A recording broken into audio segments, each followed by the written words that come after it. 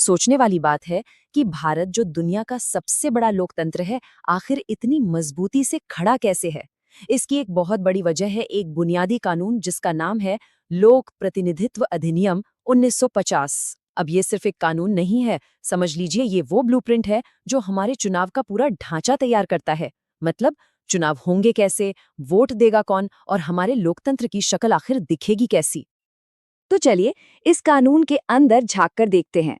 हम इसके 6 जरूरी हिस्सों पर बात करेंगे, एक एक करके, जिससे पूरी कहानी बिल्कुल साफ हो जाएगी। तो सबसे पहले ये सवाल उठता है कि ये कानून आखिर बनाया क्यों गया? इसका मकसद क्या है? बिल्कुल आसान भाषा में कहें तो ये चुनाव के 3 सबसे बड़े सवालों का जवाब देता है। कौन, कहां और कैसे। देखिए 12 मई 1950 को ये कानून लागू हुआ और इसने एक तरह से भारतीय लोकतंत्र का पूरा आर्किटेक्चरल प्लान तैयार कर दिया।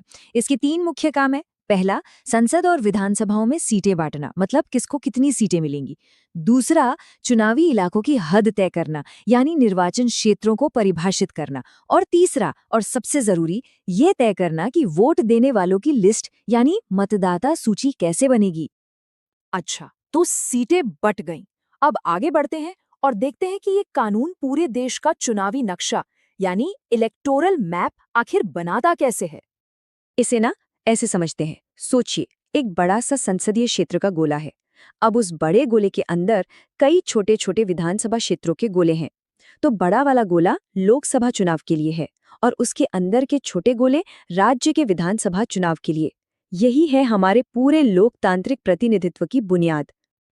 अब ये जो चुनावी इलाकों की बाउंड्रीज है ना, ये ऐसे ही अंदाजे से नहीं खींचती जाती। इसके पीछे एक पूरी कानूनी प्रक्रिया है जिसे परिसीमन या डिलिमिटेशन कहते हैं। और परिसीमन अधिनियम 2002 के तहत बने आदेश ही ये फाइनल करते हैं कि कौन सा एरिया, कौन सा मोहल्ला किस निर्वाचन क्षेत्र का हिस्सा होगा।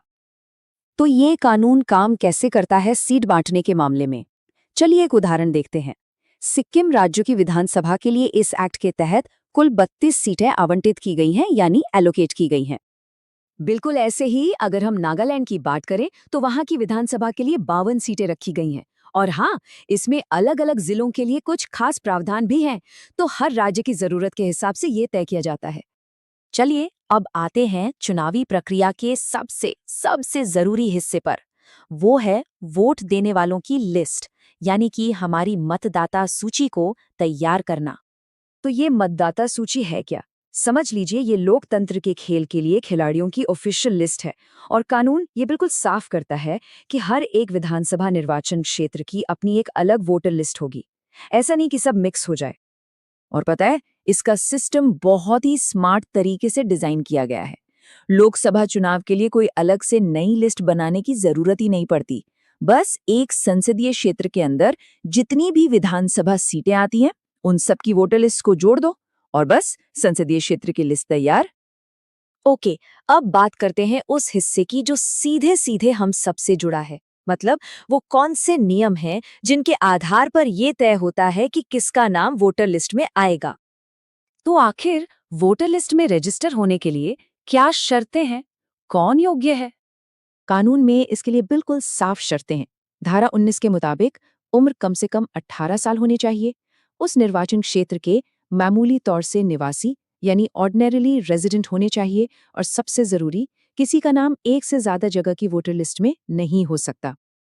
अच्छा, ये तो हो गई योग्यता की बात। लेकिन ऐसे कौन लोग हैं जिनको वोटर बनने से अयोग्य ठहराया जा सकता है?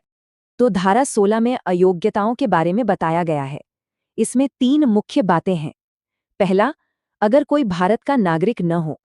दूसरा, अगर किसी सक्षम अदालत ने उन्हें विकृत चित्त यानी अनसाउंड माइंड घोषित किया हो। और तीसरा, अगर चुनाव से जुड़े भ्रष्टाचार या किसी और अपराध के तहत उन्हें वोट देने से अयोग्य ठहराया गया हो। ये सब चुनावी प्रक्रिया की पवित्रता बनाए रखने के लिए बहुत जरूरी है।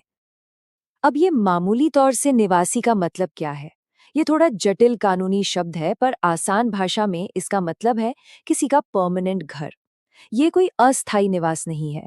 मतलब अगर कोई काम या पढ़ाई के लिए कुछ समय के लिए घर से दूर है, तो इसका मतलब ये नहीं कि वो वहां का निवासी नहीं रहा। वोट उसके स्थायी पते से ही होगा। तो ये सारा काम, लिस्ट बनाना, अपडेट करना, आखिर करता कौन है? चलिए, अब बात करते हैं उन अधिकारियों की जो इस पूरी प्रशासनिक मशीनरी को चलाते हैं। देखिए, इसके लिए एक पूरी पदानुक्रम बनाया गया है। सबसे ऊपर राज्य स्तर पर होते हैं मुख्य निर्वाचन अधिकारी यानी सीईओ। उनके अंडर हर जिले में होते हैं जिला निर्वाचन अधिकारी यानी डीईओ। और फिर जमीनी स्तर पर हर निर्वाचन क्षेत्र के लिए एक निर्वाचक रजिस्ट्रीकरण अधिकारी यानी ईआरओ होता है। यही पूरी टीम मिलकर ये सुनिश्चित करती है कि वोटर लिस्ट्स बिल्कुल ठीक और अप टू डेट रहें। तो अब तक हमने जो कुछ भी समझा, उससे इस कानून की अहमियत क्या निकल कर आती है, इसका महत्व क्या है? सच पूछे तो ये कानून हमारे लोकतंत्र का वो जरूरी ढांचा प्रदान करता है जो ये यकीनी बनाता है कि हर चुनाव ठीक से परिभाषित किए गए निर्वाचन क्षेत्रों और बिल्कुल सही सही तैयार की गई मतदाता सूचियों के आधार पर हों। मतलब संविधान ने जो वोट का अधिकार दिया है, उसे जमीन पर हकीकत में यही कानून उतारता है। तो इस पूरी चर्चा के मुख्य निष्कर्ष क्या हैं?